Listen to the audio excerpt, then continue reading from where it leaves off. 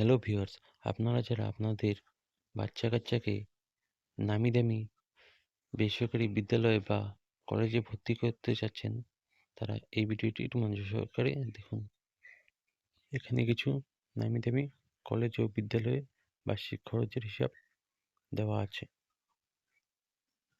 বেসরকারি স্কুলে বার্ষিক কত টাকা খরচ হয় তার একটি লিস্ট। কোন স্কুলের জন্য কত টাকা খরচ বা কোন কলেজে পড়তে গেলে কত টাকা খরচ হবে তার একটি চার্ট এখানে।